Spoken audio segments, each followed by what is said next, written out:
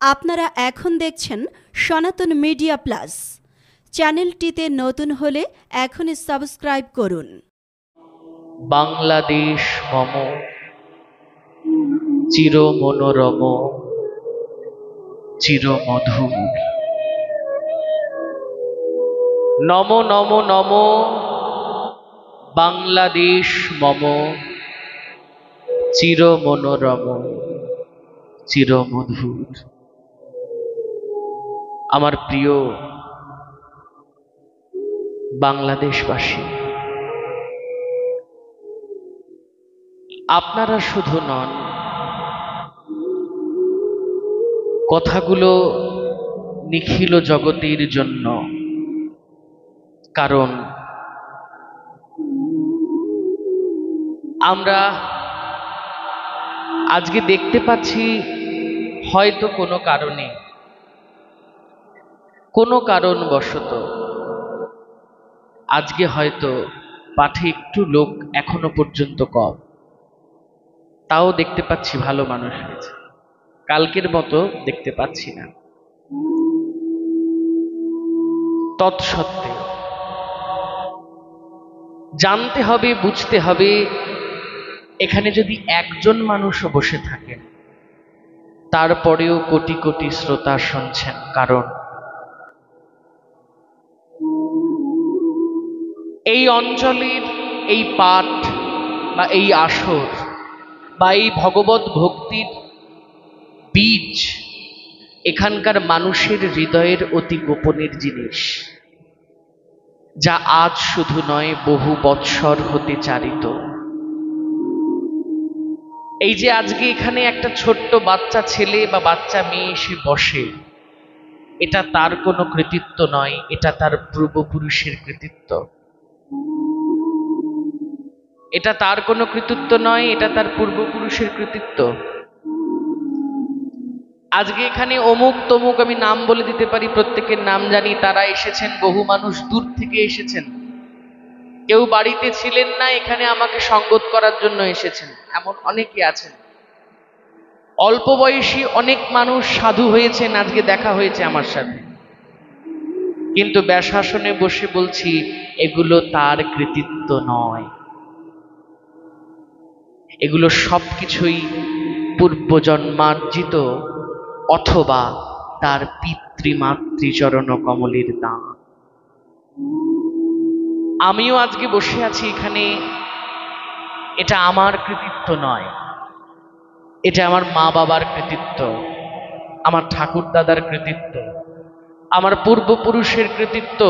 ছোটবেলা থেকেই তারা আমার হাতে ধরিয়ে দিয়েছিলেন এই ভগবত ভক্তি, ভগবত প্রেমের গ্রন্থাদি দিয়ে বলেছিলেন, এটাই তোমার জগৎ। জগৎকে যদি চিনতে হয়, জানতে হয়, এর মাধ্যমে তোমাকে চিনতে হবে, জানতে হবে। আমি তাই বারবার করে পাঠের আসর হোক, কীর্তনের আসর হোক, আমি সব জায়গায় পিতৃমাতৃচরণ কমলকে স্মরণ করি। ওই দুটো চরণ কমল যদি আমাদের ছেড়ে চলে যায়, আমরা কোথাও দাঁড়াতে পারবো না। আপনাদের কাছে আসতে কেন ভালো লাগে জানেন? দূরভাষেই বলছি, কিন্তু আপনাদের কাছে আসলে পরে আমার পিতৃদেব, আমার মাতৃদেবী, আমার পিতামহ, পিতামহ, তাদের স্মৃতিগুলো আমার মনে চারিত হয়। তাদের স্মৃতি আমার মনে চারিত হয় কেন জানেন? দূরভাষেই বলছি, কারণ এই দেশ থেকে আমার প্রপিতামহকে কুলুঙ্গির ভেতরে রাধা মদন গোপালকে রেখে চলে যেতে হয়েছিল। কুলুঙ্গির ভেতরে আমার রাধা মদন গোপাল বদ্ধ ছিলেন। এই হলো সেই বাংলাদেশ। আমার প্রপিতামহ মদন মোহন সাহার সাথে এক ব্রাহ্মণ ঘরণী গিয়েছিলেন। তার স্বামীকে খুঁজে পাওয়া যায়নি। বাড়ির কুলদেবতা রঘুবীর শালগ্রাম শিলা, যে শালগ্রাম শিলাকে আমি আজকে আসনে বসেই বলছি, ভাবুন তো এই নারী ঠিক করেছেন না ভুল করেছেন, একবার আপনাদের কাছে বিচার দিলাম। এক নারী, তার কুলদেবতা, সে ব্রাহ্মণ, সে ব্রাহ্মণী, তার কুলদেবতা রঘুবীর নারায়ণ শিলা। এমন একটা পরিস্থিতি হয়ে দাঁড়িয়েছে তৎকালীন সমাজে, ওই রঘুবীর শিলা দেখলে পরেই রঘুবীর শিলাটি কেড়ে নেওয়া হবে। আমার প্রপিতামহর সাথে যে ব্রাহ্মণ ঘরণী ভারতে যাচ্ছেন, সে ভয়ে, যে নারায়ণ শিলা ধরার অধিকারিণী কোনো নারী নয়, কোনো মা নয়, সেই নারায়ণ শিলাকে বাঁচাতে, রক্ষা করতে সেই নারী নিজের চুলের খোপার মধ্যে রঘুবীর শিলাটাকে ধারণ করেছিল, শুধুমাত্র লুকিয়ে নিয়ে যাবে বলে, যদি দেখতে পায় সেটা নিয়ে নেওয়া হবে। এই হলো আমার বাংলাদেশের রক্ত, এই হলো বাংলাদেশের সেই সময়ের রক্ত তরতাজা প্রাণ, যে প্রাণগুলোর উদ্দেশ্যে নিরন্তর রোজ সকালে উঠে একবার প্রণাম জানাই। যদি তোমাদের মতো, যদি আপনাদের মতো, যদি তোদের মতো এমন শ্রদ্ধা, নতি, ভক্তি আমাদের হয়, আমাদের জীবনটা তরে যাবে। ও মায়েরা, আপনারা তো বসে আছেন, এত মানুষ, বৈষ্ণবগণ বসে আছেন, ব্রাহ্মণগণ বসে আছেন, একবার চিন্তা করুন, বলুন তো সেই ব্রাহ্মণী মা ঠিক করেছেন না ভুল করেছেন? উত্তর দিতে পারবেন না, উত্তর নাই। রঘুবীরকে পুনঃপ্রতিষ্ঠা করতে রঘুবীরকে চুলের খোপার মধ্যে আশ্রয় নিয়ে ভারতে যেতে হয়েছিল। আপনারা সেই বাংলাদেশবাসী। ভুলুণ্ঠিত প্রণাম জানাই অনতি দূরে ফরিদপুরের 8 জন ঋত্বিক দেবতা, কীর্তন বন্ধু ব্রহ্মচারী আদি 8 জন ঋত্বিক ফরিদপুর শ্রীধাম শ্রী অঙ্গনে 1371 সন সম্ভবত 7ই বৈশাখ কীর্তনরত 8 শহীদ ভুলুণ্ঠিত ব্যাসাসন থেকে, তাকে ভুলুণ্ঠিত প্রণাম জানাই 8 জন ঋত্বিককে, যেই 8 জন ঋত্বিকের জন্য ফরিদপুর আজও বিখ্যাত এই স্বাধীনতা সংগ্রামের ইতিহাসে। একবার ইতিহাসের পাতাগুলো খুলে দেখবেন, আমাদের এই সনাতন ধর্মের জন্য বিগত আচার্যদের কত কিছু করে যাওয়া রয়েছে। একবার ইতিহাসের পাতাগুলো খুলে দেখবেন, আমরা কত সহজে ধর্মাচরণটা পেয়েছি, আমরা কত সহজে ধর্মাচরণ করতে পারছি। হাত জোর করে বলি, আজকে সমীর দাদাজি যখন পাঠে আসবো বলে বললাম যে দাদাজি আসবেন, তিনি হাত ধরে বললেন, ভাই অল্প বয়সের মানুষকে ধর্মে ফেরাতে হবে। তার দিকে হাত জোর করে আমি বললাম, দাদাজি এটা আমরা পারবো না। যদি তাদের মধ্যে স্মৃতিগুলোকে আবার রোমন্থন করানো যায়। রোমন্থন বোঝেন? রোমন্থন কাকে বলে? সবাই কৃষ্ণ সিরিয়াল দেখেছেন, মহাভারত দেখেছেন তো? দেখেছেন না? মহাভারতে দেখবেন মা যশোদা একটা দড়ি নিয়ে এমন করে দধি দুগ্ধকে মন্থন করেন, দেখেছেন না? দেখেছেন তো? এই যে মন্থন, এই মন্থন যত গাঢ় হবে তাকে বলা হবে রোমন্থন, বিমন্থন। বি মানে বিশেষ, বিপূর্বক, বিমন্থন, রোমন্থন।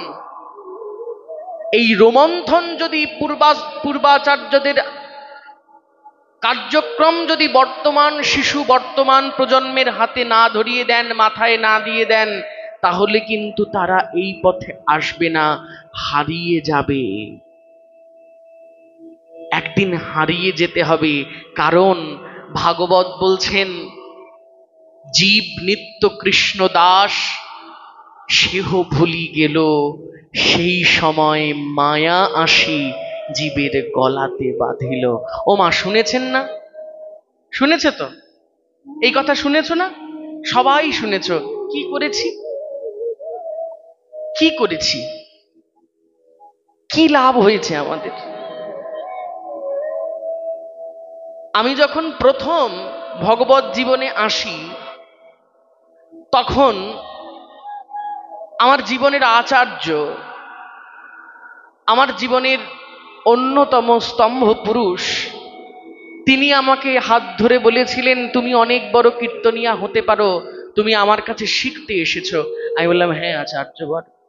তোমার কাছে একটা প্রশ্ন রইল, এই প্রশ্নটাই হলো তোমার এই জীবনের চলার মূল।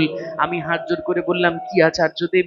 তিনি আমার দিকে প্রশ্ন বাণ ছুড়ে দিলেন, বললেন, আমাদের মূল লক্ষ্য কি খুঁজে বার করো। আমি যদি ব্যাসাসন থেকে একটা সন্তান জ্ঞানে আপনাদের দিকে একটা প্রশ্ন ছুড়ি, ও মায়েরা, আমাদের জীবনের লক্ষ্য কি? আমাদের জীবনটা চলছে, তার লক্ষ্য কি? আমরা কি চাই? আমাদের জীবনটা কেন চলছে? কি চাই আমরা? জীবনের সর্বোচ্চ প্রাপ্তিটা কি? উত্তর আছে? উত্তর নাই। সবাই এই শাস্ত্র ওই শাস্ত্র সমস্ত শাস্ত্রকে ঘাটবো, কিন্তু আদতে কি উত্তর আছে? আদতে উত্তর নাই। কারণ আমরা হয়তো বা এখনো তেমন করে জীবনে চলা শিখতে পারিনি। কারণ আমাকে যখন প্রশ্ন করেছিলেন, তখন আমার জীবনের সত্যি এই দিনটা ছিল না যে আমি উত্তর দেব। আজকে জীবনে যত চলছি তত বুঝতে পারছি যে আমাদের জীবনের একটাই লক্ষ্য, সেটা হলো দাস বৃত্তি গ্রহণ করা। যত দাস হতে পারবেন, যত নিত্য দাসী হতে পারবেন, এই জীবনের সার্থকতা তত। আজকে মনক্ষুণ্ণ হয়েছেন, যেখানে সেবা নিতে গিয়েছিলাম দুপুরে, তিনি আমার থেকে প্রসাদ নেবেন আর আমি তাকে প্রসাদ দেব না। তারা আমার হাত ধোয়াবে, আমি তাদেরকে হাত ধুতে দেব না।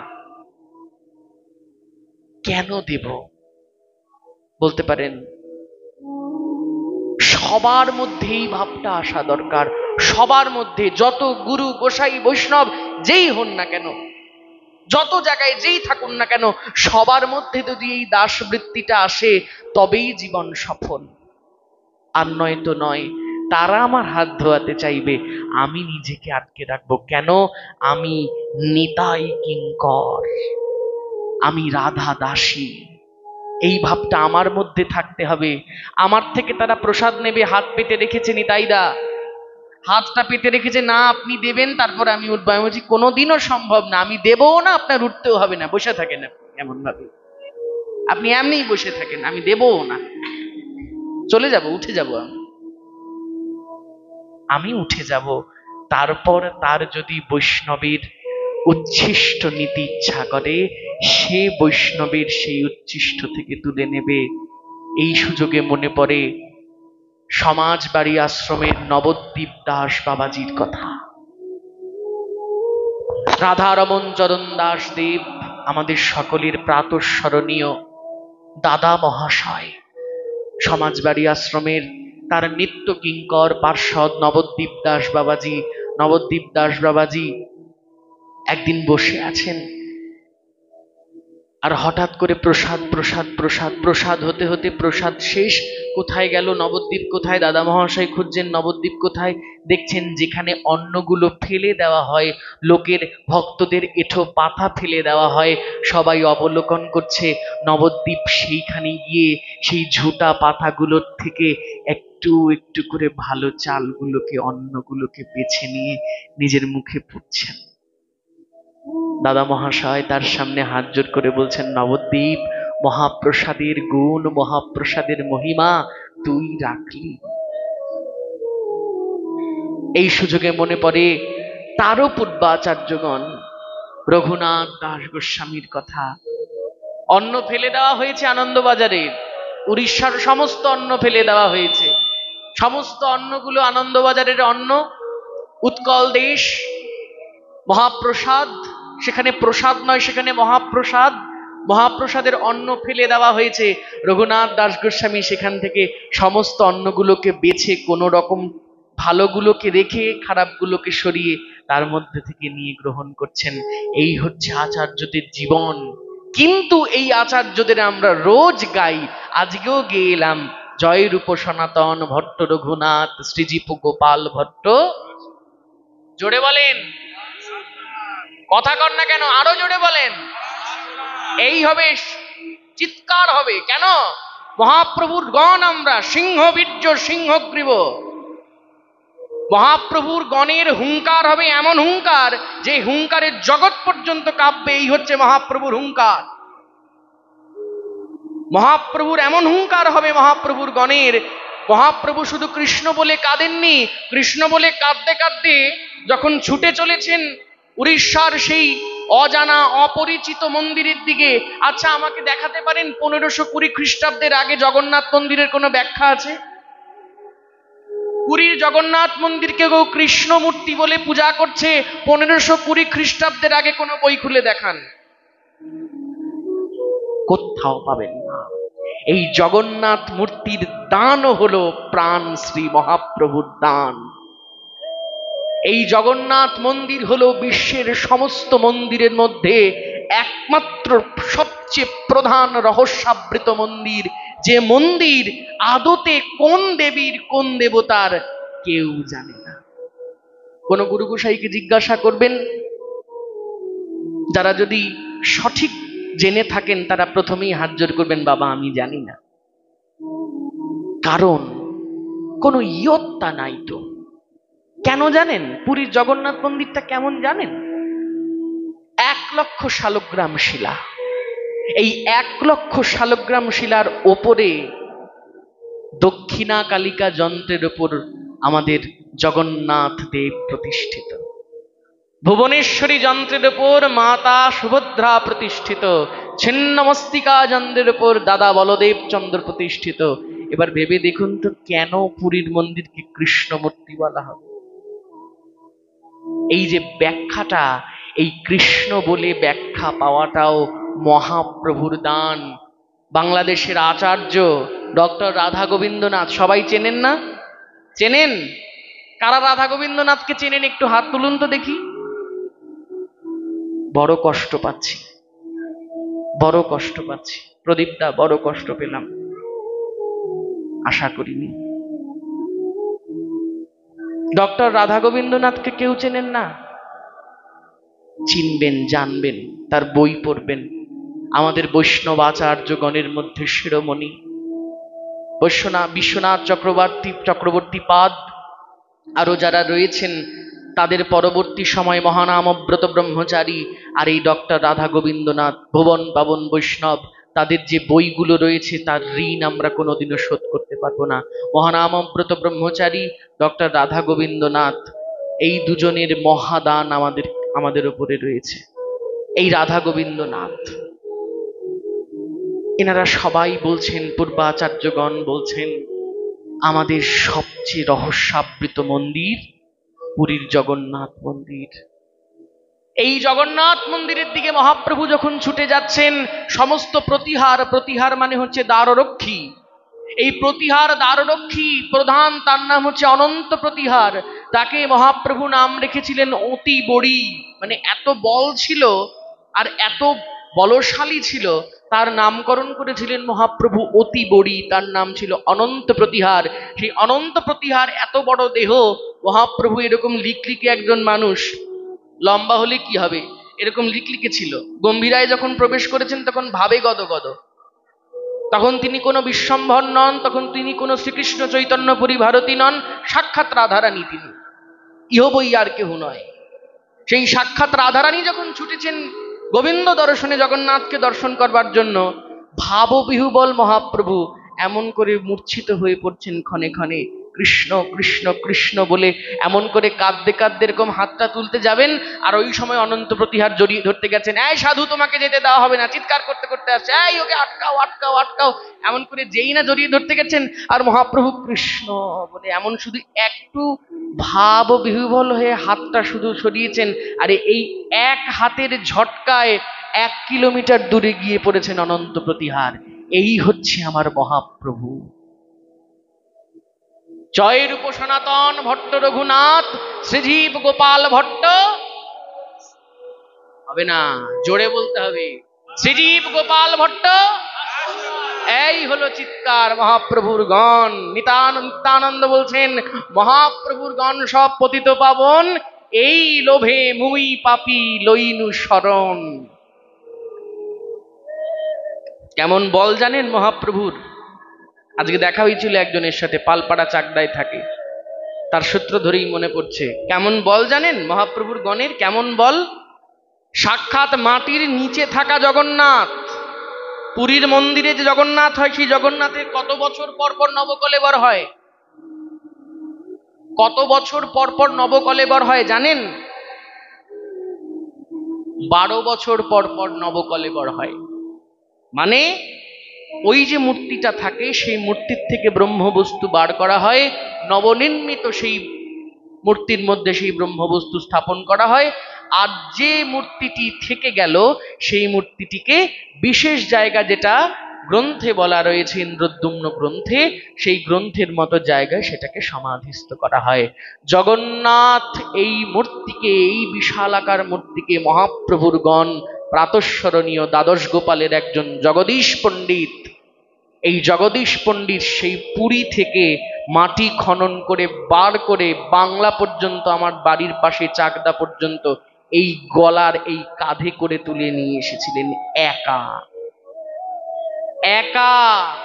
জগন্নাথ যখন রথে ওঠে তখন কতজন লোক লাগে দেখেন না? কি বলে ওটাকে? পহণ্ডি বিজয়। কতজন লোক মিলে তোলে? প্রায় থাকে 10-20 জন লোক একটা পার মূর্তি মাথা পিছু। একটা মূর্তি পিছু এতগুলো লোক থাকে। আর ওই একটা মূর্তিকে জগদীশ পণ্ডিত এই কাঁধে করে নিয়ে এসেছেন, কোথাও রাখেননি পর্যন্ত। বারবার স্মরণ করছেন জগদীশ পণ্ডিত, হায় রে, রাবণের তো একবার দুর্দশা হয়েছিল, শিবকে রেখে দিয়ে শিব আর ওঠে নাই, আমি যদি রেখে দিই তাহলে যদি প্রভু আর না ওঠেন, এই ভয়েতে কোথাও রাখেন পর্যন্ত নি, এই ভয়েতে কোথাও রাখেন পর্যন্ত নি চলে এসেছেন। এই আমাদের জগদীশ পণ্ডিত এমনি এমনি বলেননি, মহাপ্রভুর গণ সব ভুবন পাবন, এই লোভে মই পাপী লইনু শরণ। আমাদের সকলের একটাই আওয়াজ হবে, কি আওয়াজ? জয় নিতাই, জয় গৌর, জয় নিতাই, জয় গৌর। এই হলো সিংহ বীর্য, সিংহ বিক্রম। এই বিক্রমে আমাদের চলতে হবে, কারণ মহাপ্রভুর গণ আমরা, মহাপ্রভুর গণ। যে গণেদের একমাত্র চরণ ধেয়, একমাত্র চরণ ধেয় প্রাণ মহাপ্রভুর চরণ, যে চরণ আমরা নিত্য বন্দন করি, আমরা নিত্য স্মরণ করি। সর্বাগ্রে আজকে পাঠের বিস্তারে যাব। আমার ইচ্ছা, কালকে যিনি পাঠ শ্রবণ করিয়েছেন, আমার অত্যন্ত শ্রদ্ধার, অত্যন্ত ভালোবাসার, অত্যন্ত বিনম্রতার সাথে আমি তাকে প্রণাম জানাই, দিগ্বিজয় গোস্বামী। কালকেও আসবেন। আমি মোহনদাকে বলেছিলাম যে ওইখানে ছবিটায় আমার আপত্তি আছে, কারণ ওখানে কিঙ্কর দামোদর মহারাজ একটু নিচে আছেন আমার ছবিটার, এটা আমার আপত্তি, কারণ ওনার স্থান অনেকটা উপরে। আমার ছবিটার একটু নিচ দিয়ে ওনাকে রাখা হয়েছে, ওই ছবিটা খুলে নিয়ে ওই পাশ দিয়ে লাগাতে হবে, কারণ আমার ছবিটার একটু নিচ দিয়ে ওটা আছে, এটা হয় না।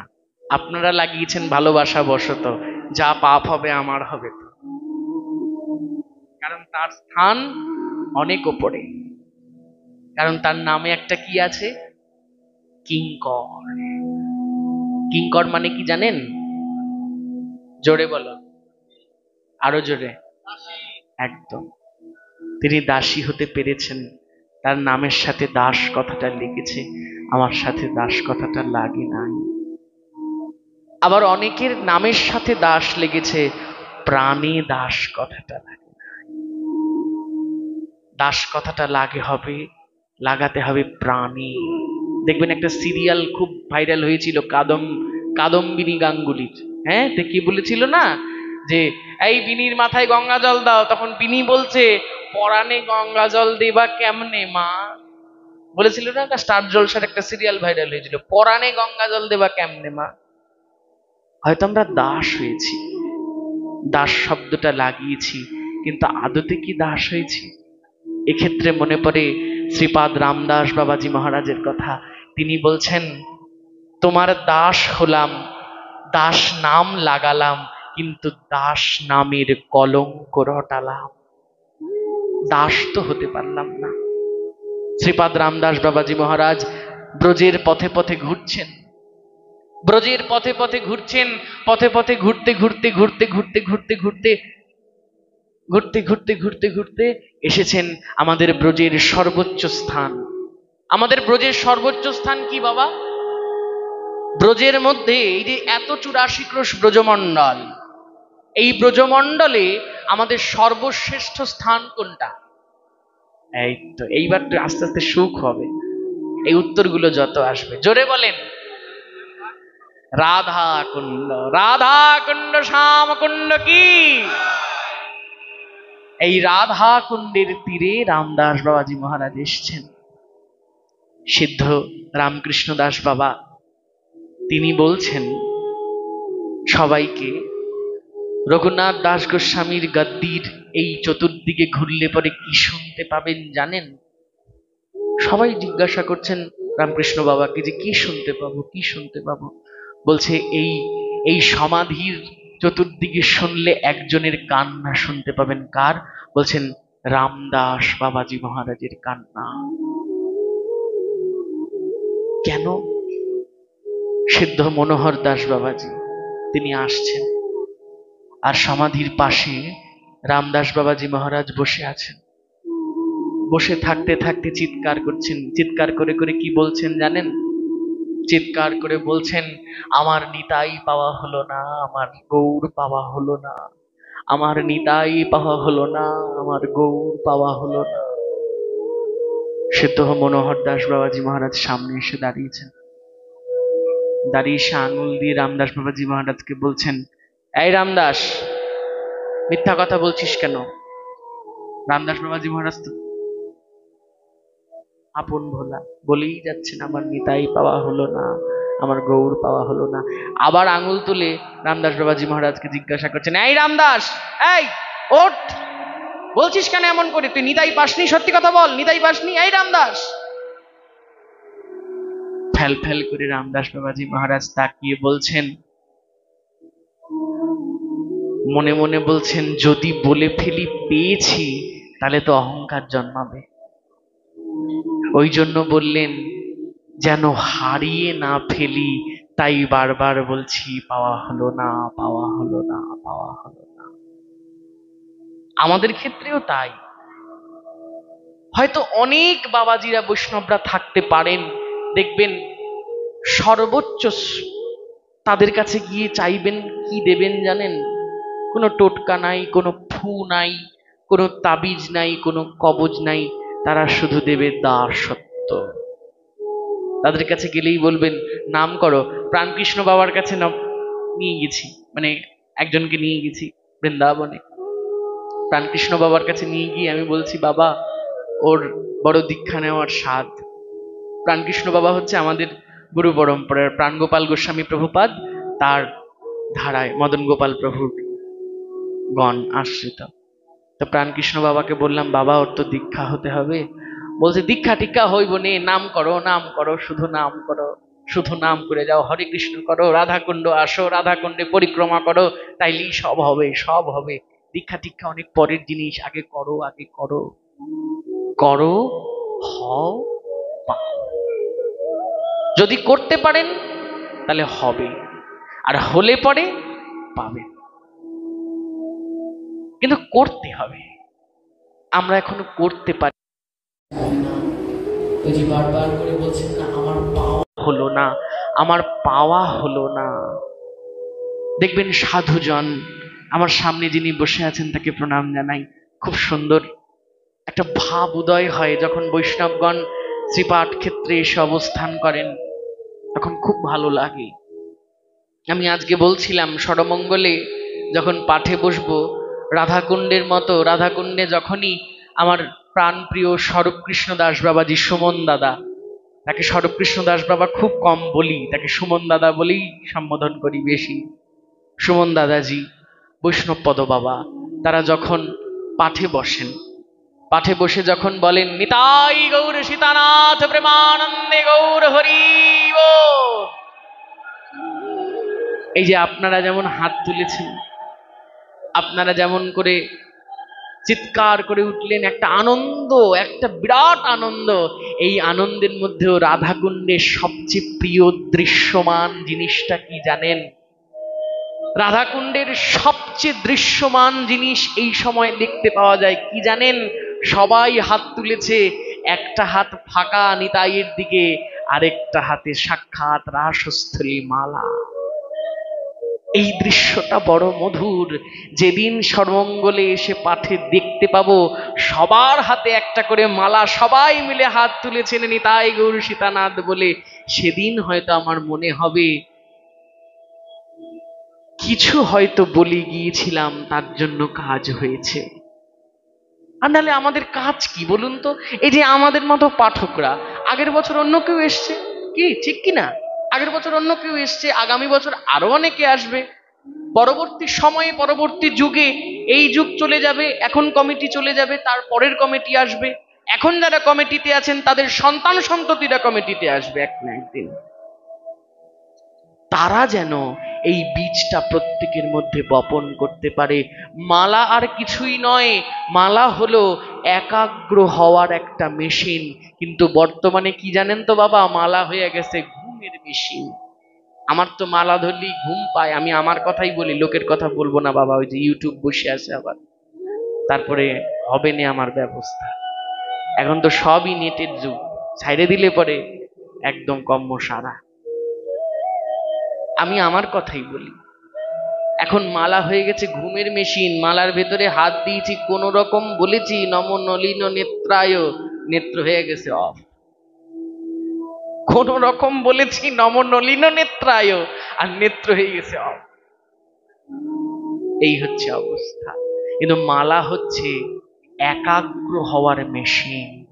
এই মালাটা করতে করতে করতে করতে করতে করতে আমার 16 মালা হয়ে যাবে, শেষ হয়ে যাবে।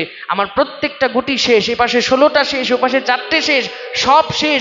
এরপরে নাম চলবে প্রাণে প্রাণে, নিঃশ্বাসে নিঃশ্বাসে নাম চলবে। আমি কথা বলবো নাম হবে, কথা বলবো নাম হবে, পদক্ষেপ ফেলবো নাম হবে, কোনো বিচার থাকবে না। পায়ে জুতো থাকলো না থাকলো, জুতো পরেও নাম করতে করতে যাচ্ছি, জুতো খুলেও নাম করতে করতে যাচ্ছি, বিষ্ঠা ত্যাগ করতে যাচ্ছি নামময় থাকছি, ঘুম করতে যাচ্ছি নামময় থাকছি, স্নান করতে যাচ্ছি নামময় থাকছি। এই নাম যখন নামময়তার মধ্যে নামানন্দে চলে যাব, সেই নামানন্দে নিয়ে যাওয়ার মেশিন হলো এই মালা। এই মালা খুব হেয় চোখে দেখেন অনেক গোষ্ঠী আছেন, আমি তাদের সকলের উদ্দেশ্যে প্রণাম জানাই, খুব হেয় করেন মালাটাকে। বৈষ্ণব পরম্পরা থেকে বেরিয়ে গিয়েও যারা সনাতন ধর্মাবলম্বী আছেন, যারা মালা করেন না, তারাও অনেকে হেয় চোখে দেখেন। আমি তাদের উদ্দেশ্যে বলছি, আমার নিজের চোখে দেখা রাধা কুণ্ডের যেমন ভূতপূর্ব মহন্ত মহারাজ হচ্ছেন অনন্ত দাস পণ্ডিত বাবা, ঠিক তেমন করে আমাদের যে শঙ্করাচার্য রয়েছেন 4 জন, এই শঙ্করাচার্যদের মধ্যে দ্বারকা পীঠাধীশ্বর শঙ্করাচার্য শ্রীমৎ স্বরূপানন্দ সরস্বতী, সবাই তার উদ্দেশ্যে একটু প্রণাম জানান। স্বরূপানন্দ সরস্বতীজি সাক্ষাৎ শঙ্করাচার্য বলা হয় এই পীঠাধীশ্বরদের। এই শঙ্করাচার্যজিকে আমি নিজে দেখেছি, শঙ্করাচার্যজি শিষ্যবর্গদের দেখেছি, তাদের প্রত্যেকের কাছে মালা আছে। স্ফটিক হোক আর তুলসী হোক, যে কোনো একটা সময়ে তারা লাল শালু হোক, সাদা কাপড় হোক, সেটাতে পেঁচিয়ে আচ্ছাদন দিয়ে তারা একবার না একবার হলেও দিনে মালা করতে বসবে। এই দুটো নেত্রে দেখা, নাম বলে দিতে পর্যন্ত পারি। আর এই স্বরূপানন্দ সরস্বতী সাক্ষাৎ দ্বারকা পীঠাধীশ্বর শঙ্করাচার্য, তার সেই দ্বারকার বাড়িতে তার মাথার কাছে একটা ছবি শোভা পায়। কার ছবি জানেন? সেই ছবিটা দিয়েছিলেন আমার অন্যতম প্রিয় এক দাদা, তার নাম প্রেম তমাল। তমাল কৃষ্ণ দাস, অনন্ত দাস পণ্ডিত বাবার শিষ্য প্রেম তমাল তাকে সেই চিত্রপটটা দিয়েছিল। কি চিত্রপট জানেন? সাক্ষাৎ শঙ্করাচার্যজির বসার মাথার কাছে শোভা পেত মহাপ্রভু নর্তন করছেন, এই চিত্রপট নিজের চোখে দেখে আসা। নিজের চোখে। তমালদা পরের দিন গিয়ে দাঁড়িয়েছেন, তমালদাকে স্বরূপানন্দ সরস্বতী বলছেন, ও বৈষ্ণব, বৈষ্ণব, হিন্দিতে কথা বলেন, ও বৈষ্ণব, বৈষ্ণব। সাক্ষাৎ শঙ্করাচার্য ডেকে বলছেন, तुम्हारे महाप्रभु ने सारी रात मुझको सोने नहीं दिया, सारी रात मुझको जगाए रखा। प्रेम तमाल साधुजन वैष्णवजन टैंगलाচ্ছে, क्या बोला उन्होंने, उन्होंने क्या बोला, बोला भजन करो, कीर्तन करो, नामानंद में रहो। সাধুজনের কথা, এই রাসস্থলী, এই এই এই মালাটাই হচ্ছে সাক্ষাৎ রাসস্থলী। ইহা বই আর কিচ্ছু নয়। রাসস্থলীতে, রত্ন সিংহাসনে, রত্নবেদিতে, সেই রাসমণ্ডলীর মাঝে যেমন করে রাসচক্র আবর্তন করেছিল, ঠিক তেমন করেই মালার আবর্তন হয়, গুটির আবর্তন হয়। এবং মধ্যস্থ সুমেরু, সেই সুমেরুটাই হচ্ছে সাক্ষাৎ ধ্রুবক, কনস্ট্যান্ট বা শ্রীকৃষ্ণচন্দ্র, যাকে আমরা কেউ পেরিয়ে যাই না। এই মালাটাই হচ্ছে সাক্ষাৎ রাসস্থলী। রাসস্থলীকে এমন সম্মানে রাখতে হয়। আমরা আজকে সবার কাছে একটা নিবেদন, এই যে দল মত সম্প্রদায় গোষ্ঠী নির্বিশেষে আপনারা এসে বসেন, কে বলদেব সংঘ, কে ইস্কন, কে গণেশ পাগল সেবা সংঘ, এই যে বিচারটা দেখতে পাই না, এটা আমার বড় লোভ হয়। এই সর্বজন শ্রদ্ধার এই বীজটা যদি আমি ভারতে নিয়ে যেতে পারতাম, আমি খুব ধন্য হতাম, খুব ধন্য হতাম। কারণ এই সর্বজন শ্রদ্ধার বীজটা ভারতে নাই। বড় কঠিন করে বলতে হয়, আমি ওখানে যাব না, আমি সেখানে যাব না, আমি না না ওটা অমুক সংঘ, আমি ওখানে প্রসাদ পাবো না, না না আমরা তো শুদ্ধ পরম্পরায়, আমরা বৃন্দাবনের শুদ্ধ পরম্পরার লোক, আমরা আমরা ওখানে প্রসাদ পেতে যাব না, ওদের পরম্পরায় ভুল আছে।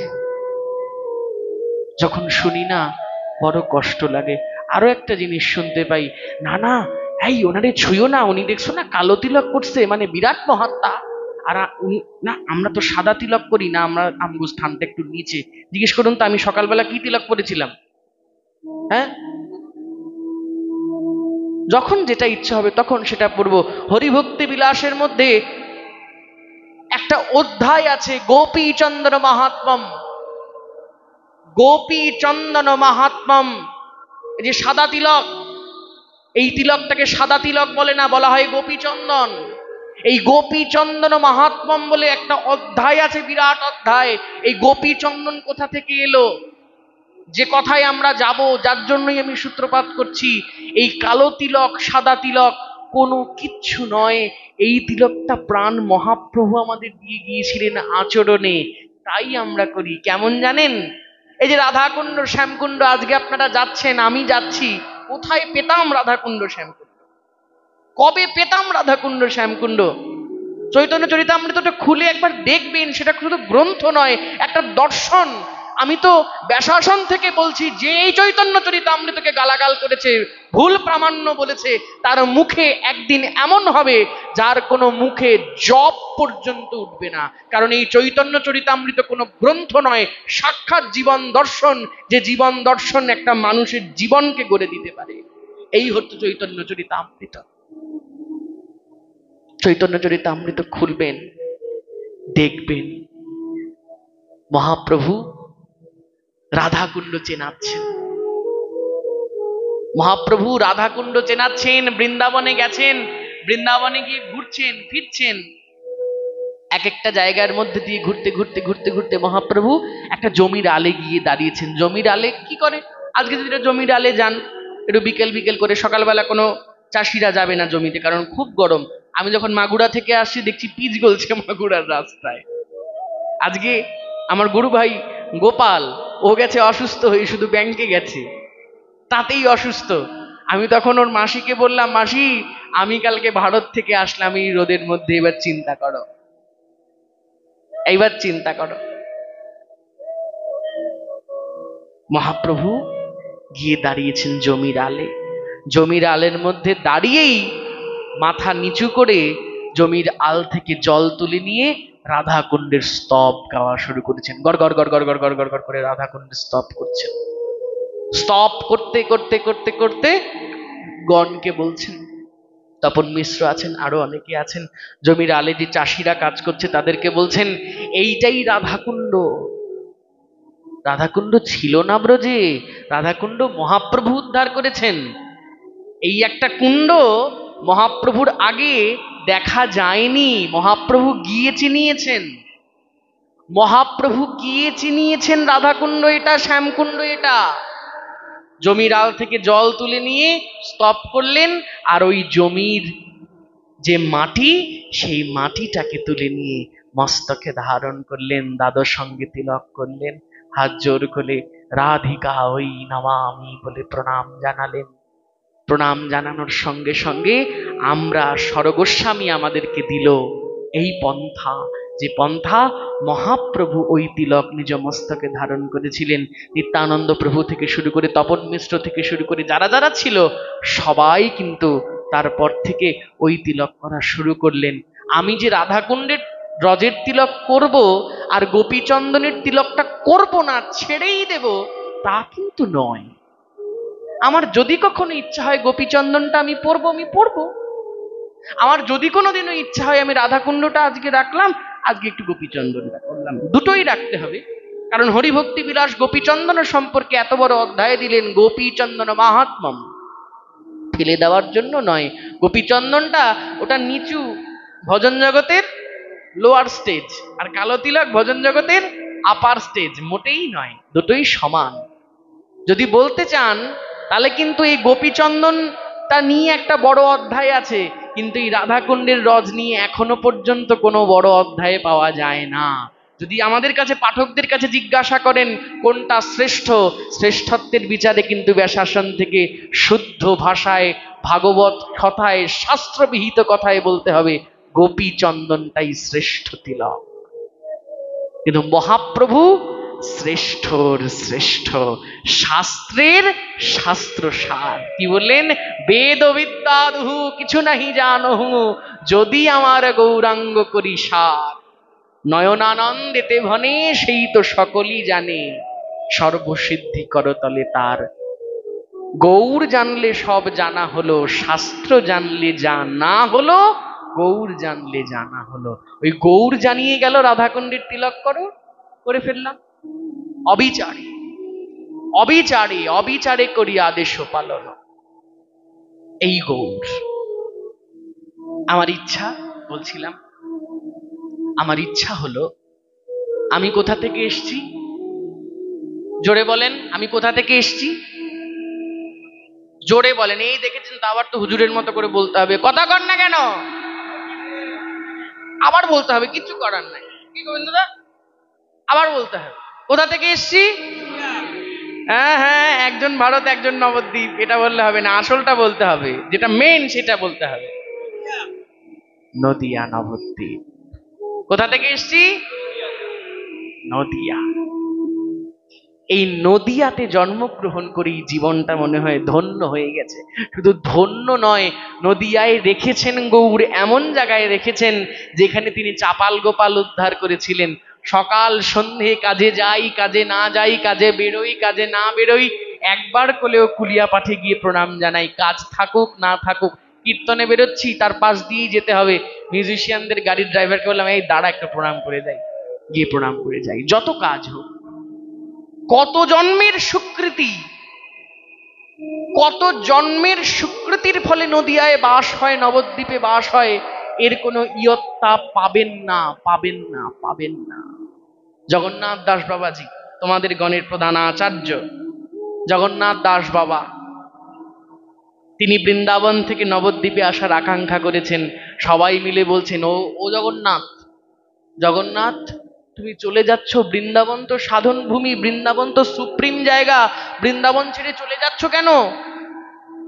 জগন্নাথ দাস বাবা হাত জোর করে বলছেন, মহাজনগণ, বৃন্দাবনে অপরাধ করলে ক্ষমা নাই, বৃন্দাবনে অপরাধের বিচার আছে। আর নবদ্বীপে নিমাই কত অপরাধ করেছে, কত অপরাধ করেছে, কুল শীল জাতি কিচ্ছু রাখে নাই, কুল শীল জাতি কিচ্ছু রাখে নাই। কিন্তু এই নিমাইকে সচিমাতা তাও ক্ষমা করে দিয়েছেন, চাঁদ কাজী শ্রীকোল ভেঙে পর্যন্ত দিয়েছেন, মহাপ্রভু গিয়ে মামা বলে তুলে দিয়েছেন। এই হলো নবদ্বীপ। নবদ্বীপ হলো ক্ষমার ভূমি।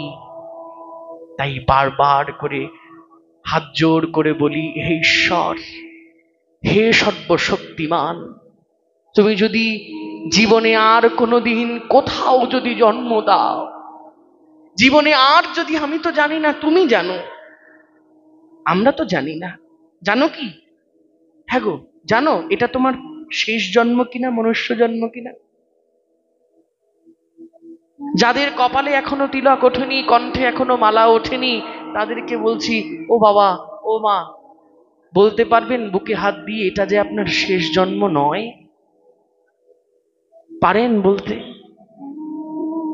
84 লক্ষ জনি ভ্রমণ করে একদম শেষের 1 লক্ষ মনুষ্য জীবন, এই 1 লক্ষ মনুষ্য জীবনের মধ্যে আপনি যে 9,999,000 পার করে তারপর যে এসে দাঁড়াননি, বলতে পারেন 99,999 যা পার করে এই শেষটাই এসে যে দাঁড়াননি, বলতে পারেন? বলতে পারেন না। দেখেন না কি হয়, ক্ষতি তো হবে না, ক্ষতি হবে না, বরঞ্চ লাভ হবে। লাভ ছাড়া ক্ষতি হবে না। আমার মহাপ্রভুর কথায় লাভ ছাড়া ক্ষতি নাই। প্রাণ মহাপ্রভু, হাত জোর করে সবাই একবার বলবেন, হে গোবিন্দ, হে মধুসূদন, হে মহাপ্রভু, হে নিতাই চাঁদ, কোনো জন্মে যদি কোনো দিন জন্ম দাও, যেন নবদ্বীপবাসী করে জন্ম দিও। আর কিছু চাই না, যেন সকাল সন্ধ্যা তোমার ধামেশ্বর মূরতিটা এই চোখের সামনে দর্শন করতে পারি। ধামেশ্বরে 22 তারিখ যখন গাইছি, এই যে যেমন বসে আছি আর দেখতে পাচ্ছি এই মূরতি, তেমন করে গাইছি, আর সাক্ষাৎ ধামেশ্বর। এই ধামেশ্বর তো আমাদের গৌড়ীয় জগতের সর্বশ্রেষ্ঠ মূর্তি। হ্যাঁ, আমি এই কথাটাই বলছি, ইউটিউবেও সবার সামনেই বলছি, এই ধামেশ্বর মূর্তিটাই হচ্ছে গৌড়ীয় জগতের সর্বশ্রেষ্ঠ মূর্তি, যে মূর্তি 550 বছর ধরে সেই ইতিহাসের সাক্ষ্য দিয়ে আসছে। নবদ্বীপ জন্মস্থান না মায়াপুর জন্মস্থান? নবদ্বীপে আসল লীলা না মায়াপুরে আসল লীলা? সমস্ত বিতর্ক, কুবিতর্ক, সুবিতর্ক, সমস্ত বিতর্ককে এক লহমায় সরিয়ে দিয়ে, যেমন দেখবেন মা যেমন সন্তানের ওপর থেকে মাছি আসলে খেদিয়ে দেয়, তেমন করে খেদিয়ে দিয়ে, সমস্ত বিতর্ককে খেদিয়ে দিয়ে গোটা নবদ্বীপ মণ্ডলটাই গৌড়ের সমাধি, গৌড়ের সেই জন্মস্থান। এই চিন্তা করে গৌড়ের কোনোদিনও অন্তর্ধান হয় নাই, গৌড় এখনো একমাত্র নবদ্বীপেই বাস করেন, এই চিন্তা মনে রেখে কোনো অন্তর্ধান রহস্য নাই, কোনো গৌড়ের ক্ষেত্রে কোনো বিতর্ক নাই, গৌড়ের কোনো জন্মস্থান নাই, গৌড় নবদ্বীপটাই, গোটা নবদ্বীপটাই গৌড়ের জন্মস্থান। এই জ্ঞানে আজও যদি মানতে পারেন, সেই সমস্ত জ্ঞান নিয়ে সাক্ষাৎ 550 বছরের মূরতি আজও নবদ্বীপের মাঝখানে দাঁড়িয়ে আছেন, আজও দাঁড়িয়ে আছেন। যেই মূরতির কাছে সমস্ত বিতর্ক কীটও না, কণাও না, নখের ধুলিও না। চোখ বন্ধ করে বসে আছি, একদিন তাকিয়ে দেখছি মায়াপুর থেকে একজন সাধু এসেছেন, খুব চেনা, আমি তার নাম জানি না, তবে দেখেছি বহুবার ইউটিউবে, ফেসবুকে। আমি তাকে জিজ্ঞেস করলাম যে আপনি এখানে এলেন, আপনারা তো এখানে আসেন না। উনি হাত জোর করে বললেন, আসি না, হয়তো দেহে দেখতে পান না, কিন্তু সবাই মনে মনে ধামেশ্বরের চরণে একবার রোজ প্রণাম করতে আসি। ধামেশ্বর বিগ্রহটা হলো এমন বিগ্রহ, যে বিগ্রহ মা ছুঁয়েছেন। কোন মা? মা বিষ্ণুপ্রিয়া ছুঁয়েছেন, স্পর্শ করেছেন, সেবা করেছেন। আজকে যে শ্লোক নিয়ে আমরা কাজই করব, এটা কোনো পাঠের আসর, তথাকথিত পাঠের আসর বলে আমি রাখছি না। এটা আমাদের কাজ, এটা আমাদের ক্লাসের আসর। কিসের ক্লাস জানেন? কিরকম ক্লাস? দেখবেন ক্লাসে যখন ঢোকেন, স্কুলে কারা কারা গিয়েছেন একটু হাত তোলেন দেখি। মা, আপনিও স্কুলে গেছেন? গেছেন? ভালো লাগলো। আপনারা স্কুলে গেছেন? গেছেন। স্কুলে যখন যান, যখন ক্লাস টিচার আসে, তখন কি কি বলে? সামনে এসে কি বলে? মোহন সাহা। এখন আবার ইস স্যার হয়। আর ওই সময়ে উপস্থিত, তাই না? আর আমরা যেখানে বসে আছি, এটাও একটা ক্লাস। এখানেও ক্লাস টিচার এসেছে একজন। এই আসনে যে বসবে সে ক্লাস টিচার। আমার কোনো নাম নাই, মানে এই আসনে যে বসবে সেই ক্লাস টিচার। আমি যখন এই আসন থেকে নেমে যাব, তখন আবার আপনাদের সমকক্ষ হয়ে যাবে। এখন যখন বসে আছি, এখন সমকক্ষ নই। এখন সাক্ষাৎ ব্যাসের চিন্তা করেই আমাকে রাখতে হবে, কারণ ব্যাস আসনে বসে আছে। যখন নেমে যাব, তখন আপনাদের মতো সাধারণ নিতাই কিঙ্কর। এইখানে প্রেজেন্টটা কেমন করে হয়? নিতাই গৌর সীতানাথ প্রেমানন্দে গৌর হরি বল। ক্লাসের দিকে তাকিয়ে বলতে হয়, শোনো ক্লাস, তোমার ক্লাসে তো মানুষ, যে কোনো ছাত্র একটা হাত তুলে হোক বা কেউ হাতও তোলে না, বেঞ্চে বসে শুধু বলে দেয় উপস্থিত। আর আমার ক্লাসে তাকিয়ে দেখো, সবাই দুটো হাত তুলে উপস্থিত উপস্থিত উপস্থিত উপস্থিত বলে। এটা কার ক্লাস? কার ক্লাস এটা? এটা নিতাই চাঁদের ক্লাস। নিতাই চাঁদ ক্লাস নিতে বসেন। ক্লাস নিয়ে বসে তারপর এক এক করে হায়ার স্টাডিতে পাঠান। এক এক করে হায়ার স্টাডি। যেই হায়ার স্টাডিতে গেলে কাকে পাবো? যে হায়ার স্টাডিতে গেলে পরে আমরা পাবো রাধা গোবিন্দ যুগল চরণ। আমাদের কেমন করে সীমানা? প্রথমে প্রাথমিক, তারপরে মাধ্যমিক, তারপরে উচ্চ বিদ্যালয়, তারপরে মহাবিদ্যালয়, তারপরে বিশ্ববিদ্যালয়। তেমন করেই আমাদের এই যুগল ভজনেও কতগুলো স্টেপ আছে। আমি যার জন্য ইসকন বা গৌড়ীয় মিশনকে খুব শ্রদ্ধা করি, কারণ এই দুটোর সঙ্গেই প্র্যাকটিসিং বলে একটা বিষয় থাকে। যে প্র্যাকটিসিংটা ব্যাসাসনে বসেই বলছি, আর কোনো সঙ্গে আমি দেখতে পাই না। দেখতে পান? প্র্যাকটিসিং কিন্তু নাই। আমি চাইলাম আমার দীক্ষা হয়ে যাবে, না। দীক্ষাটা এত খোলামখুচির জিনিস নয়। বিনোদ বাবার কাছে জানতো, প্রেমানন্দ বাবার কাছে জানতো, বাবা আমি আপনার কাছে দীক্ষা নিতে চাই। আমি ক্যামেরা হচ্ছে, আমি তার নামটা জানি না। বিনোদ বাবার সাথে দেখবেন একজন থাকে, মাথা টাক, এরকম দাড়িয়ালা। তিনি কার আশ্রিত জানেন? কার আশ্রিত? এই আপনাদের গৌর নদীর এখানের মানুষ, দুর্গা প্রসন্ন পরমহংসদেবের আশ্রিত, শ্রীগুরু সংঘ বলে যাকে চেনেন। আজও তিনি পূর্ণ দীক্ষা পাননি বিনোদ বাবার কাছ থেকে, কারণ বিনোদ বাবা কিন্তু তাকে সাথে নিয়ে চলছেন।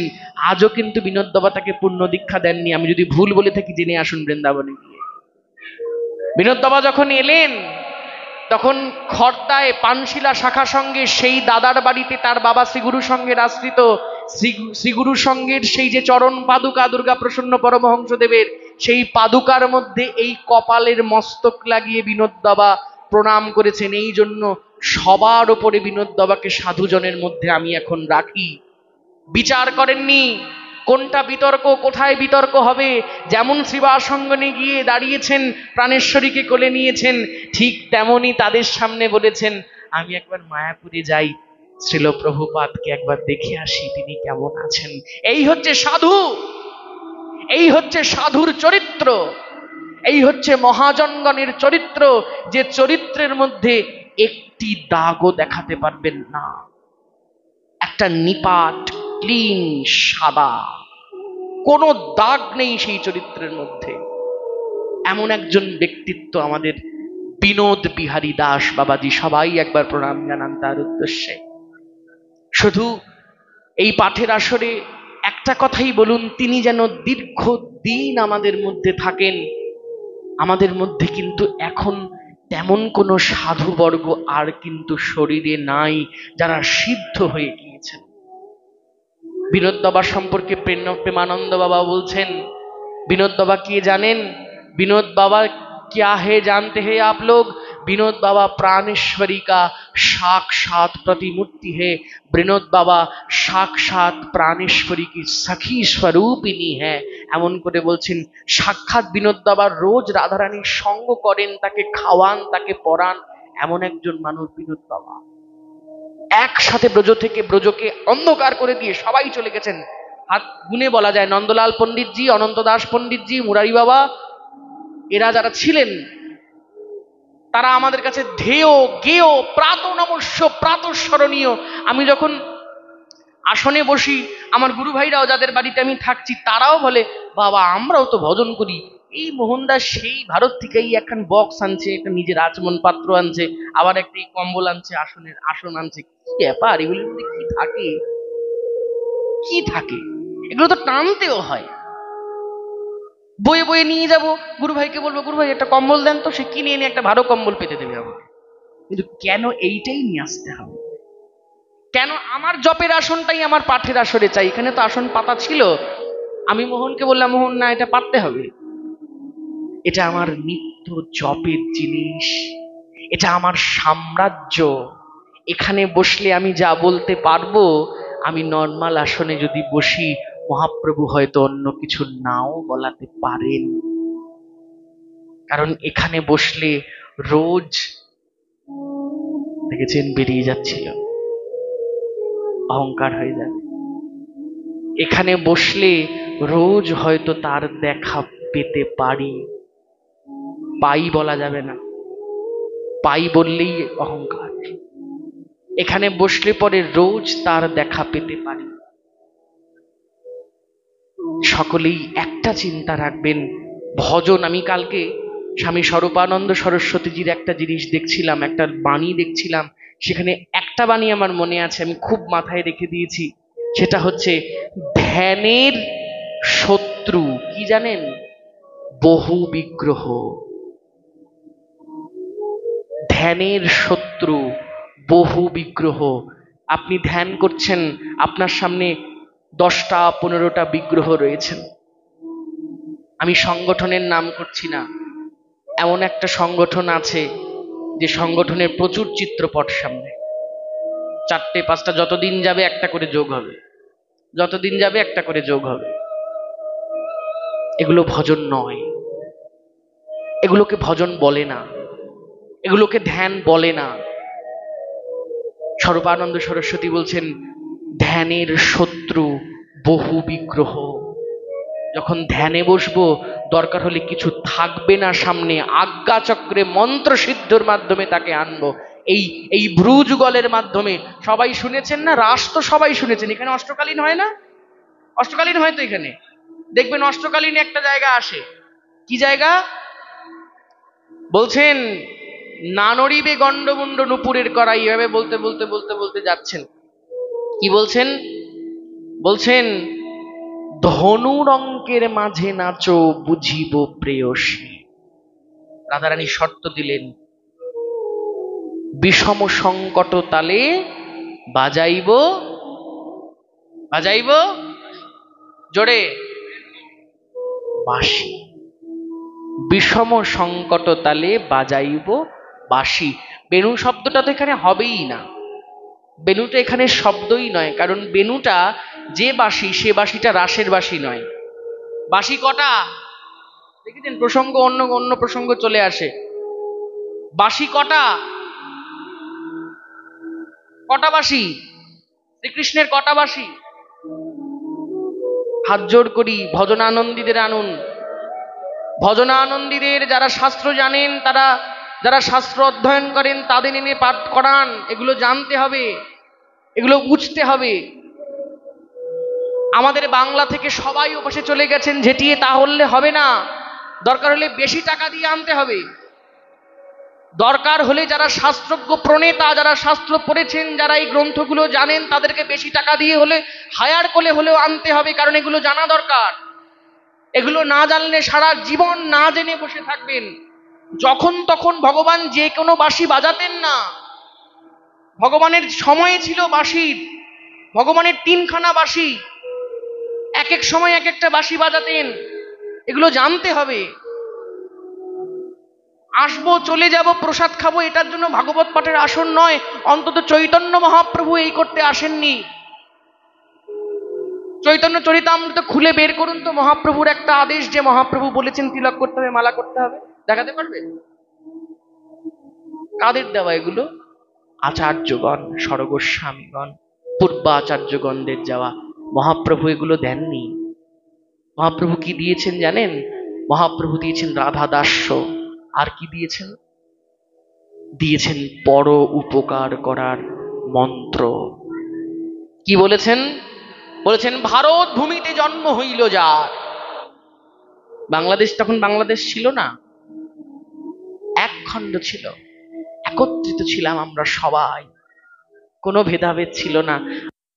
আমাকে যে ভ্যানওয়ালা পার করায় বর্ডারে, ভ্যানওয়ালা যখন 0 পয়েন্টের সামনে আসে, যখন আমি বাংলাদেশে ঢুকি, তখন ভ্যানওয়ালা রোজ জিজ্ঞাসা করেন। আমিও প্রণাম করি, ভ্যানওয়ালাও প্রণাম করে।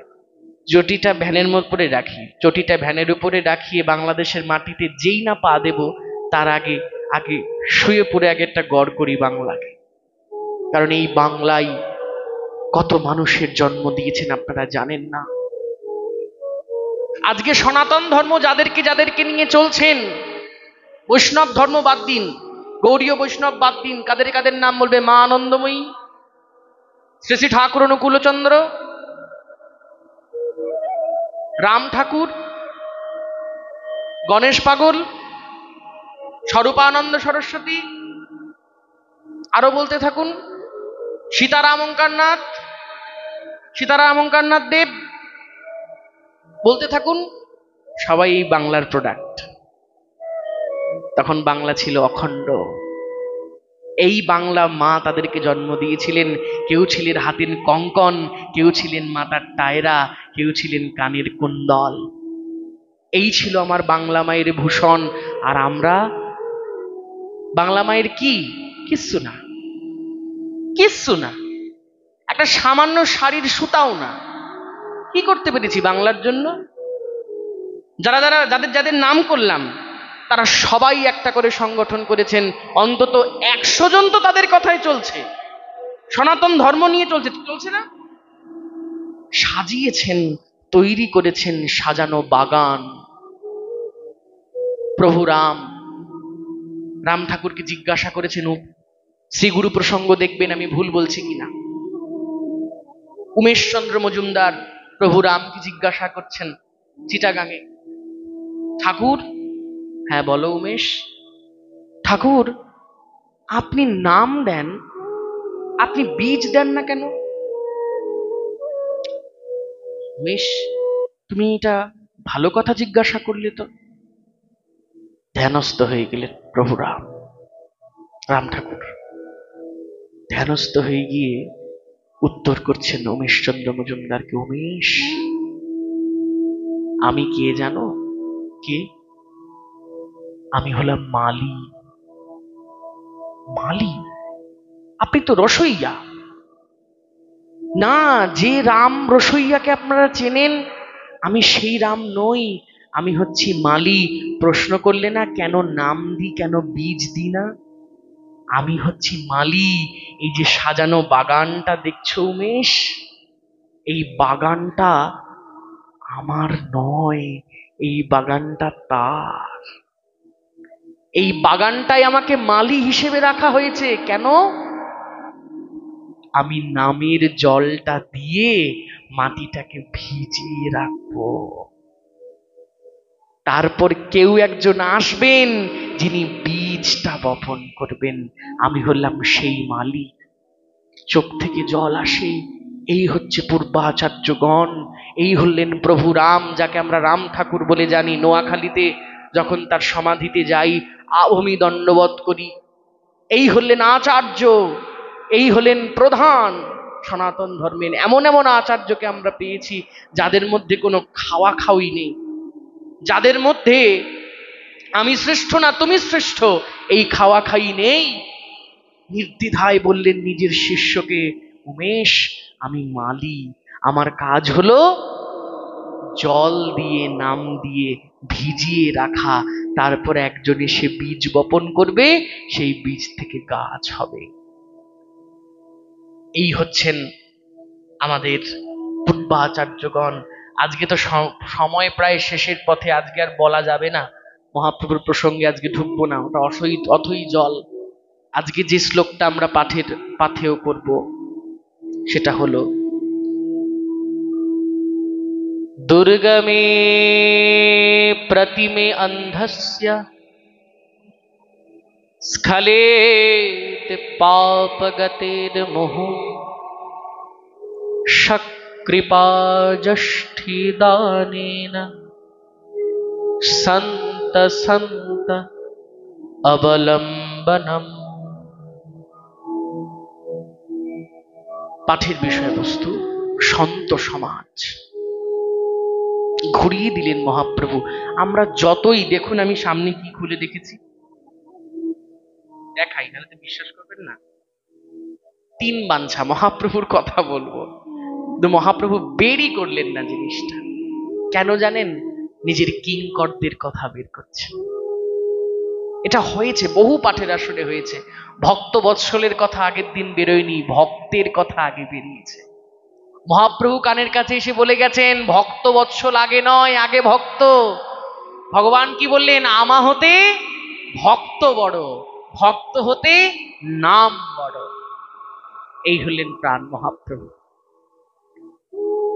এই যে মহাপ্রভু, এই মহাপ্রভুকে ভজনা করবার আগে আমরা যে সমস্ত সাধুজন মহাপুরুষজনদের পেয়েছি, পদকর্তা বললেন, কি বললেন? শাস্ত্রকার বললেন, দুর্গমে প্রতিমে অন্ধস্য, দুর্গমে প্রতিমে অন্ধস্য। দুর্গম, প্রতিমে অন্ধস্য স্খলেত পাপগতের মোহ। বললেন এই ভব সংসার কেমন সংসার? এই ভব সংসারটা হলো দুর্গম। এই ভব সংসারটা হলো দুর্গম। আর আমরা সকলের মানুষেরা কি করি বলেন তো? দেখবেন বিজয় সরকারের একটা গান আছে, গানটা কি বলেন তো? ও মানুষ কিসের এতই অহংকার, এক পলকের ভরসা নাহি জান। ও মানুষ কিসের এত অহংকার তোমার? পাগল বিজয় বলছে, ও মানুষ কিসের এত অহংকার, এক পলকের ভরসা নাহি যান। কেউ বলতে পারেন এখন একটা ভূমিকম্প আসবে না? পারেন? কেউ বলতে পারি না বুকে হাত দিয়ে। যখন খুশি যা খুশি হয়ে যেতে পারে। সকালবেলা উঠছে তুরস্কের লোক, তুরস্ক বলে একটা দেশ আছে, সেই তুরস্কের লোক সকালবেলা উঠবে, উঠবে উঠবে করছে, ভোরবেলা ওমা চোখ খুলে দেখে তার গায়ে একটা ইটের চাই পড়া। ভূমিকম্প হয়ে গেছে, মারা গেছে শত সহস্র লোক। একটা ছোট বাচ্চা মেয়ে তার এইটুকু 1 বছরের ভাইকে নিয়ে দাঁড়িয়ে আছে, তার বাবা মা কোথায়? ইটের তলায় চাপা। এটা জীবন? এটা কি জীবন? এটাকে আপনারা জীবন বলেন? কিসের অভাব তাদের? অর্থের, প্রতিপত্তির, সমৃদ্ধির কিছু অভাব নেই। কোথাও যেতে হয় না তাদের। আপনারা আমরা তো বিভিন্ন জায়গায় পার্লারে যাই, তাদের ওখানে কোথাও যেতে হয় না, শুধু পাটা একটা মেশিনের ভেতরে ঢোকাবে, ওই মেশিনই যা করার করে দেবে। কি বলে না পেডিকিওর। আবার হাতটা ঢোকাবে, হাতটাকে যেটা বলে ম্যানিকিওর বলে, হাতটা ঢোকালো, হাতের সব হয়ে গেল। একটা বড় মেশিন আছে, মেশিনটার মধ্যে মাথা দেবে, চুলের স্পা আমার সব হয়ে যাবে। এই হচ্ছে তুরস্ক। যুক্তিতে প্রযুক্তিতে অনেক এগিয়ে এই তুরস্ক।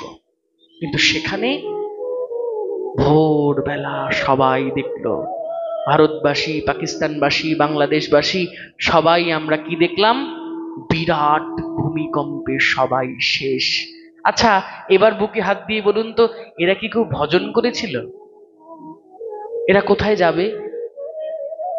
কোথায় যাবে এরা?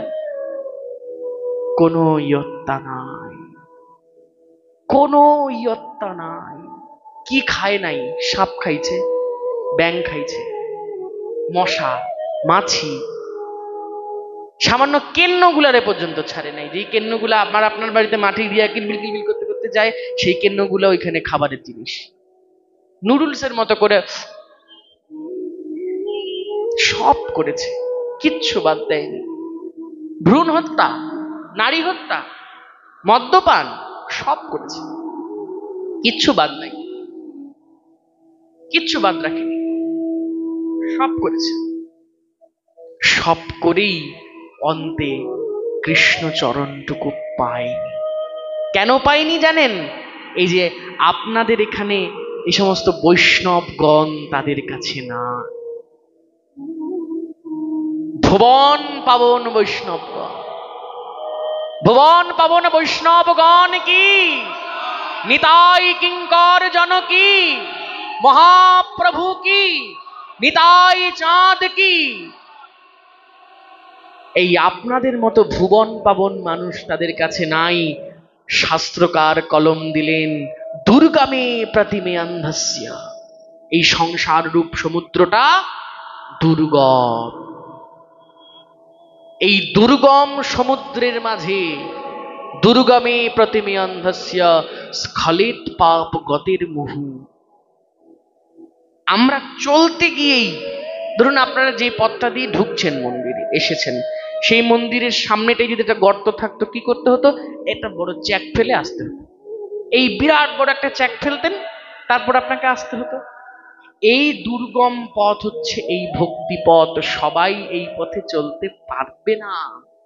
কারা চলতে পারবে? বলছেন দুর্গমে প্রতিমে অন্ধস্য স্খলিত পাপ গতির মুহু। মুহুর্মুহু পাঠ করছি, মুহুর্মুহু, মুহুর্মুহু পাপে জড়িয়ে পড়ছি। কেমন পাপ? সকালবেলা উঠেছি, খুব ভালো, চোখ মুছছি, বাথরুমের দিকে পা বাড়াবো, বাথরুমের দিকে পা বাড়িয়ে দেখছি একটা পিঁপড়ে যাচ্ছে। বাথরুমের ভিতরে পা ঢুকিয়েছি, একটা পিঁপড়ে যাচ্ছে। মানুষ তো সর্বশ্রেষ্ঠ জীব। পিঁপড়েটাকে দেখে বললাম, ওরে শালা পিঁপড়া, তুই মানুষের আগে যাবি? দিলাম মগ দিয়ে জল নিয়ে পিঁপড়াটাকে ভাসিয়ে, হয়তো পিঁপড়াটা মরেই গেল। তুরস্কের কথা বলছি, আমি আমার কথা বলছি, ভারতবাসী, বাংলাদেশবাসী তাদের কথা বলছি। পিঁপড়েটা হয়তো মরেই গেল। জীবনটা শুরু করলেন কি দিয়ে? জীবনটা শুরু করলেন, দিনটা শুরু করলেন কি করে? জীব হত্যা করে। আপনার আমার সেই তুরস্কবাসীর সাথে পার্থক্যটা কোথায় রইল? ওরা না খাইতে গিয়া মারে, আমরা তো বাথরুমে চলতে গিয়া মারি। এই হলো জীবন। এই জীবনে দাঁড়িয়ে সাধুজন, মহাত্মাজন বলছেন না, এটা করা যাবে না। কেন করা যাবে না?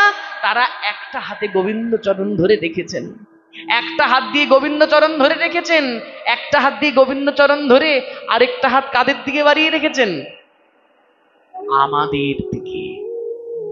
আরেকটা হাত আমাদের দিকে বাড়িয়ে রেখেছেন। বাড়িয়ে রেখে বলে আমাদেরকে বলছেন, আয় আয় আয়, ভবনদী পার করবি তো আয়, নিতাইয়ের তরণীতে ছুটে আয়, তবেই জীবনটা পার হবে, নয়তো নয়। দুর্গমে প্রতিমে অন্ধস্য। দেখবেন সাধুজনের একটা একটা স্বভাব থাকে। কি স্বভাব? বিনোদ বাবার কাছে যাবেন, আরো যারা যারা মহাত্মা বর্গ রয়েছেন, তাদের কাছে যাবেন, সবার কাছে যাওয়ার পরে দেখবেন সবাই একটা কথাই বলবে, ভজন করো। প্রাণকিশোর বাবা বুড়া থুরথুরা, কিছু নাই, মুখে দাঁতটা পর্যন্ত নাই, সে বলবে রাধাকুণ্ড আসবা, রাধাকুণ্ড পরিক্রমা করবা, নাম করো, ভালো করে নাম করো। ভজনানন্দীদের এই একটা জিনিসই আছে, কি জিনিস? কিছু না থাকলেও দেখবেন দোকানদার, এখানে অনেক দোকানদার বসে আছে, এখন বললে পরেই সবার গায়ে লাগবে। সব দোকানদাররা কি করবে? ধরুন টাকা কিন্তু একটা জমানো আছে, ধরুন একটা থোক টাকা জমানো আছে, ওটা ভাঙ্গা কিন্তু খাইতে পারে, কিন্তু রোজ দোকান খোলে না? রোজ দোকান খোলে। সবাই কিন্তু টাকা চাওয়া চাই শুরু করে ফেলছে নিজের দিকে, তাই না? রোজ দোকান খোলে কেন? ওই সাধুজনের মতো। নিতাই গৌর পেয়ে রয়েছে, নিতাই গৌর মনে বসস্থান করছেন, নিতাই গৌর এই হৃদয় মাঝে রয়েছেন, নিতাই গৌরকে এই হৃদয় মাঝে রোজ দেখতে পান, রোজ হৃদয় গৌরকে এই বক্ষ মাঝে রাখেন, কথা বলেন, সব করেন, কিন্তু তবুও চিৎকার করে আবার বলেন, পেও কোথা কৃষ্ণ ধন পাবো, আমার হিয়ার মাঝারে থবো। ও মানুষ, কোথা কৃষ্ণ ধন পাবো, এই হিয়ার মাঝারে থবো। রোজ বলে যায়, রোজ বলে যায়। এই এমন সাধু মহাত্মাগণ, কতজনের নাম বলবো, সবাই এক। তারা কেমন? বলছেন সকৃপা যষ্ঠী দানে। যষ্ঠী মানে কি? লাঠি। ওই বলছেন সকৃপা যষ্ঠী দান। কি যষ্ঠী? এমনি তেমনি যষ্ঠী নয়, কৃপা যষ্ঠী। বলছেন সকৃপা যষ্ঠী দানে না সন্ত সন্ত অবলম্বনম। ওই কৃপা যষ্ঠীটাকে আশ্রয় করুন। ওই কৃপা যষ্ঠীটা আমাদের দিকে বাড়িয়ে বলছেন, শোন মানুষ, তুই পড়ে আছিস সমুদ্রে, পড়ে আছিস নদীতে, পড়ে আছিস পাকে, আমি সাধু কৃষ্ণরূপী কৃপার এই যষ্ঠীটা তোকে দান করলাম, শক্ত করে ধর, ধরে এবার আমার দিকে উঠে আয়, তবেই নিস্তার, নইলে নিস্তার নাই। এই হলো আমাদের সাধু মহাত্মা বর্গদের জীবন। এই সাধু মহাত্মা বর্গরা আমাদের